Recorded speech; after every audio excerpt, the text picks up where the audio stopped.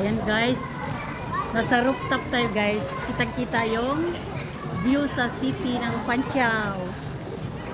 Bali nasa 31 floor tayo guys. Pinaka-rooftop. Ayan. So nandito tayo sa pinaka-gilid guys. Kitang-kita yung city ng Panciao. Malabo na yung glass, ayan, hindi ganong kita. Mahirap na yan linisin kasi nasa last floor na. Ayan, ang ganda. Ang ganda ng pool nito guys, ang laki hanggang doon sa dulo. Tapos dito sa kabila, ayan. Maraming nagsusini ngayon guys sa init ng panahon. Summertime.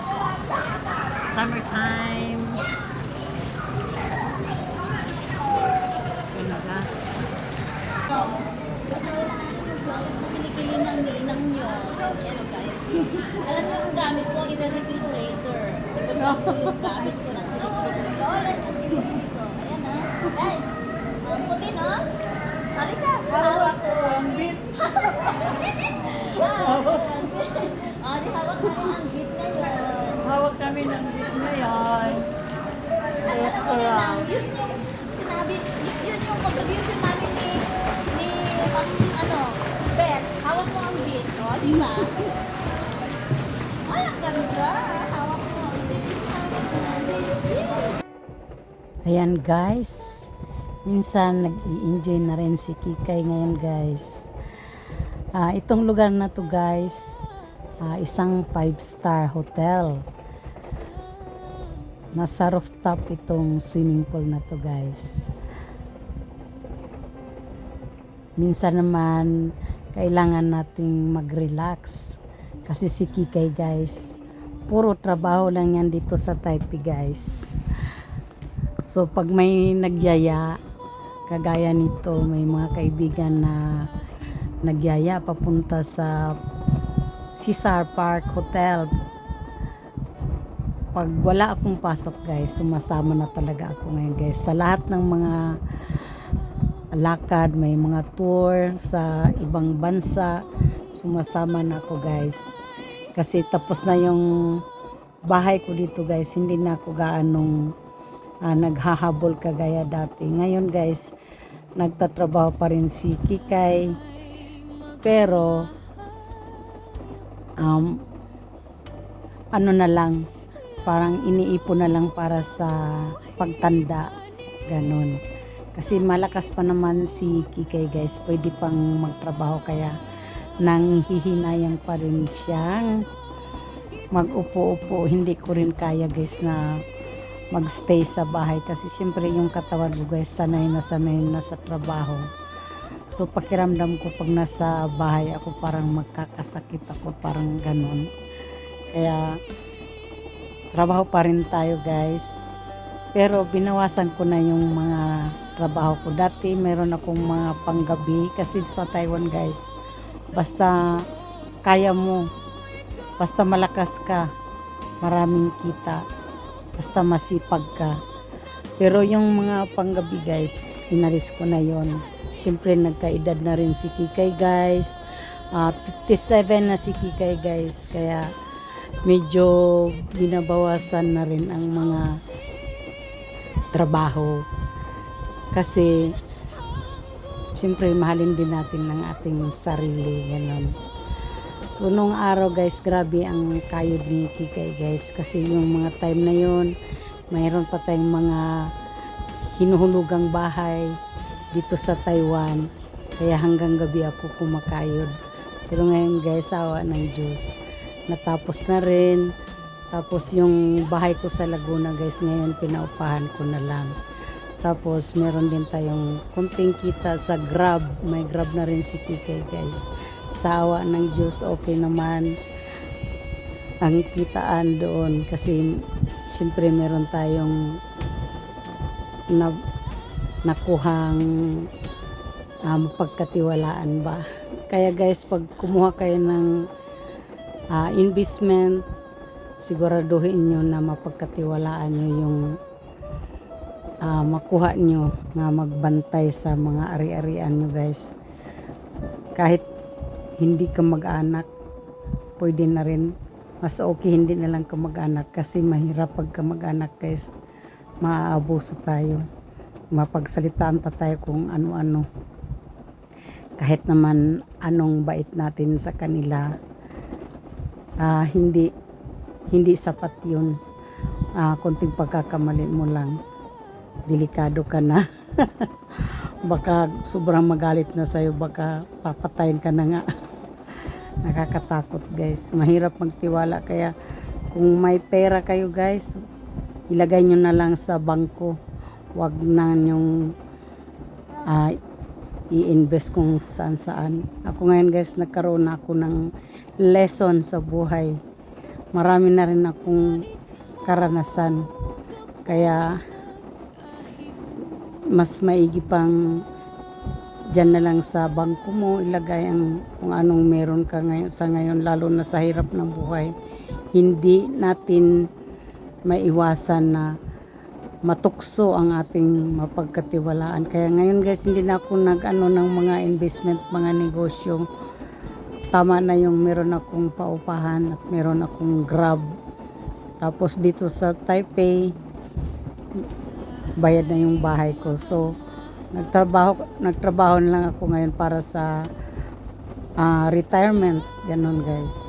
Kasi wala na rin yung nanay ko. Wala na akong mga pinapadalhan.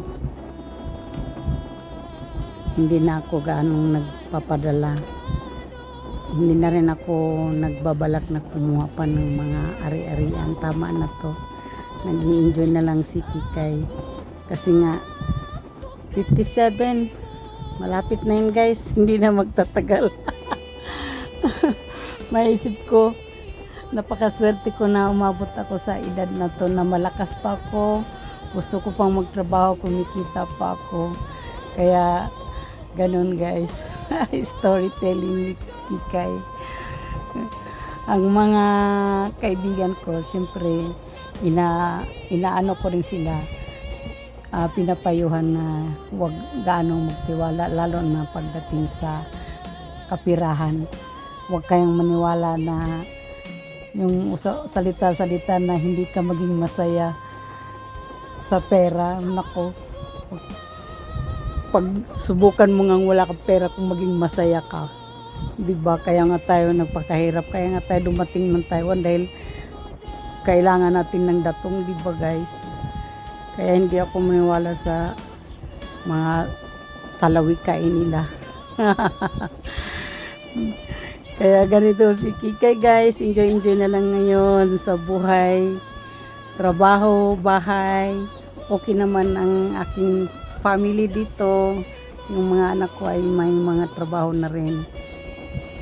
Kaya minsan pahinga, enjoy, ganon. Minsan nagko-cruise din kami guys. Sumasakay kami ng barko papuntang Japan. O next year may plano na naman kaming mag-cruise. At ngayong taon may plano kaming mag-Vietnam. So marami na ring mga karanasan si Kikay guys. Sa pag-tour, akala ko na hindi ko maranasan dati. Ngayon naranasan ko na guys. Kaya, yan, nag-enjoy na lang. Enjoy natin ang life guys kasi maiksi lang ito. Good vibes lang. Kasi yung iba talaga naman, wag na tayong magpadala sa mga negative vibes. Tanggalin nyo na guys sila. Kung mayroong mga negative sa buhay nyo, tanggalin nyo na kaagad. Huwag na kayong magdadalawang isip. Kasi kawawa tayo. Kahit anong tulong mo sa mga tao, sa mga kamag-anak, pagdating ng panahon, pag tumigil ka na, may masasabi at masasabi rin yan sa'yo. So, kung mayroong mga negatibong tao dyan na nagpapahirap ng inyong kalooban, tanggalin nyo na kaagad. Ganon si Kikay guys, strike anywhere. At syempre guys, si Kikay ay nagsisimba rin, nagsiserve din sa church para meron ding outlet ba, kumbaga meron din tayong panahon para kay God. Nung araw kasi guys, hindi ako makapagsimba dahil titindahan pa ako, meron pa akong mga ano-anong negosyo. Ngayon tinanggal ko na yung mga negosyo na nagbigay sa akin ng stress guys, lalo na ang pautang. Grabing stress yun sa buhay, pero malaki ang kita, oo. Pero grabe ang stress nun. Kasi merong hindi marunong magbayad, mahirap magbayad, madadamay pa yung mga anak ko sa paniningil. Kasama ko pa yung panganay ko, yun ang kakampi ko palagi guys.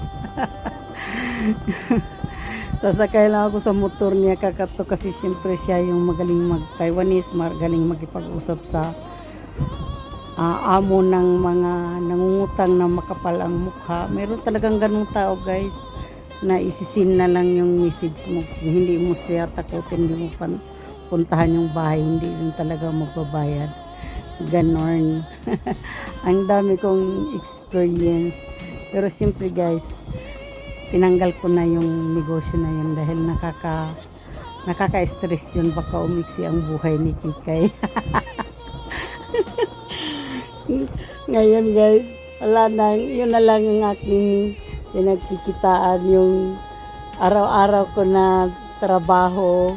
Monday to Friday na lang pala ako magtrabaho ngayon guys, kasi ayaw na ng mga anak ko na sobra-sobrang trabaho, aanhin ko para ng pera. Kaya nakinig naman si Kikay. Pahinga-pahinga na pag Sabado, pag merong nagyaya, ayan, sama tayo, nag-swimming, kasama sa mga kaibigan, yung mga good vibes lang na kaibigan, syempre. Thank you guys, thank you for watching. Mama.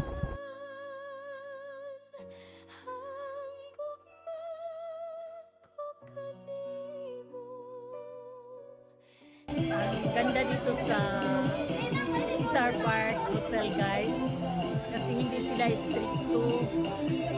Dito sa swimming pool pwedeng magdala ng camera. Ang mga Taiwanese nagda-live pa nga. So doon pa lang sa lobby pwedeng open ang camera mo, hindi kagaya sa ibang hotel na hinaharang, binabawal-bawalan. Pero dito hindi guys. Ang galing-galing nga eh. Ako kasi siyempre vlogger-vloggeran tayo eh.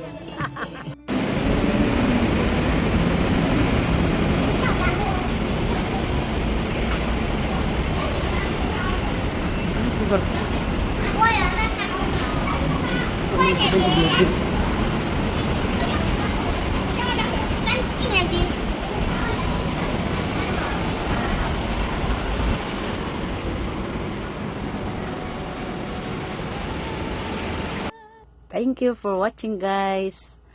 Please subscribe and click the bell button para ma-notify kayo sa susunod pa nating mga videos. Thank you. Bye-bye.